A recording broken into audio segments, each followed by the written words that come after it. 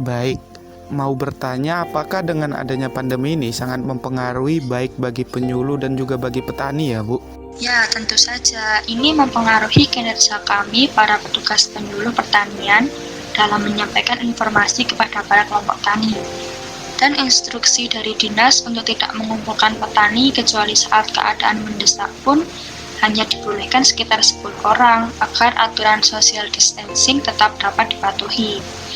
Kemudian jalan yang kami pilih agar informasi tetap sampai ke petani ya kami memanfaatkan grup WhatsApp. Dalam grup menjadi tempat para petani untuk menyampaikan permasalahan tentang tanamannya. Biasanya ya banyak acara yang sering dilakukan antara petani dan penyuluh. Namun karena kondisi yang buruk, jadinya dana acara penyuluhan dialokasikan untuk mengurus masalah COVID-19. Selama pandemi ini ada bantuan dari pemerintah untuk pertanian di sini? Ya, tentu ada. Tetapi ada juga beberapa yang terpaksa dibatalkan. Sebagai contoh saja kegiatan penangkaran benih. Biasanya itu petani mendapatkan bantuan pupuk dan benih. Untuk saat ini hanya benih saja, sehingga petani kesulitan dalam melakukan kegiatan penangkaran. Dan akhirnya penangkaran pun tidak jadi dilakukan. Nah, kalau posisi kelompok tani itu sendiri, selain sebagai tempat untuk berdiskusi masalah pertanian, apakah ada lagi? Fungsi kelompok tani itu pada dasarnya ada 3 ya. Yang utama sebagai kelas belajar, di mana terjadi saling tukar informasi, saling tukar ilmu dalam forum pertemuan, baik antar petani atau dari penyuluh. Yang kedua, adanya wahana kerjasama. Jadi kita harus siap dan konsisten dalam segi kualitas, kuantitas, dan secara kontinuitas. Maka diperlukan kerjasama antar satu desa dengan desa yang lain. Fungsi yang ketiga adalah sebagai unit produksi, di mana dalam kelompok tersebut terdapat unit usaha seperti saprodi. Jadi mereka itu mengupayakan pupuk benih, unit pemasaran, yang hasilnya akan dipasarkan oleh unit itu sendiri. Mungkin ketiga fungsi ini belum dapat berjalan dengan baik sehingga masih terus diupayakan. Bagaimana kendala sebelum COVID? Kendala sebelum COVID-19 itu kemauan kelompok tani dalam berkelompok masih rendah. Padahal apabila secara berkelompok, kami sebagai penyuluh dalam mengkoordinasikan akan lebih mudah. Selain itu, ada juga tentang kesamaan komoditas para petani. Secara online, apakah petani di daerah sini masih menjual ke pasar atau sudah pasar online?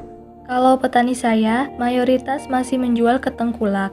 Itu masih sama seperti sebelum ada pandemi atau mengalami penurunan untuk penghasilan, nggih? Kalau untuk penghasilannya berbeda, sayuran itu cukup anjlok. Kalau dulu kan serapan sayuran ke rumah tangga itu sedikit, yang banyak itu ke hotel dan restoran rumah makan. Dan sekarang kan pengunjungnya kan tidak sebanyak dulu. Otomatis permintaannya itu menurun, sedangkan persediaannya tetap. Ya otomatis harga pasarnya turun sesuai dengan hukum penerimaan permintaan. Jadi setiap tahun kan kami menyetorkan daftar harga sayuran-sayuran ke pemerintah. Nah dibandingkan dengan sebelum COVID, harganya relatif lebih rendah. Dengan adanya penurunan harga tersebut, apakah dari penyuluh sendiri ada usulan atau cara untuk menstabilkan harga? Untuk kaitan harga, kami memang belum bisa, karena ranah mereka ke pasar umum belum kemitraan. Kalau kemitraan sudah ada kesepakatan di awal, sedangkan pasar umum tidak ada. Oleh karena itu, ini menjadi PR bagi kami para penyuluh untuk mengenalkan kemitraan kepada para petani. Apa saja yang dikeluhkan petani ke penyuluh? Mereka biasanya sharing tentang tanaman yang terserang hama. Yang biasa kami sharing ya cuma budidayanya. Seperti contoh waktu harga cabai itu anjlok, para petani minta ilmu untuk pengolahan cabai menjadi bubuk seperti bon cabai. Suka duka menjadi seorang penyuluh apa saja? Sukanya banyak. Kami bisa berbagi ilmu dengan orang banyak, saling sharing, kenal dengan banyak orang. Seperti situasi saat ini, kita bekerja sama dengan TNI, Polri, dokter, dan perawat. Kalau dukanya sedikit riskan ya misal kita belum bisa membantu banyak untuk menyelesaikan masalah di pertanian. Komunikasi dengan petani itu juga ada seninya, Mas. Bahasa yang digunakan juga sedikit beda dengan bahasa kita sehari-hari. Di satu sisi, kita tidak bisa menggurui karena petani itu kerja nyata, bukan sekedar materi. Itulah yang cukup sulit. Kita juga harus memahami karakter setiap petani. Misal, kita berbicara dengan petani A, itu akan berbeda apabila kita akan berbicara dengan petani B. Ada petani yang mudah diarahkan, ada juga yang tidak, dan itu yang harus dirayu-rayu agar mau. Apakah ada keluhan atau tanggapan warga sekitar tentang adanya BPP di sini? Kalau keluhan langsung ke kita itu belum ada. Kalau tanggapan ya mungkin banyak yang merasa terbantu dengan adanya Balai Penyuluhan Pertanian ini.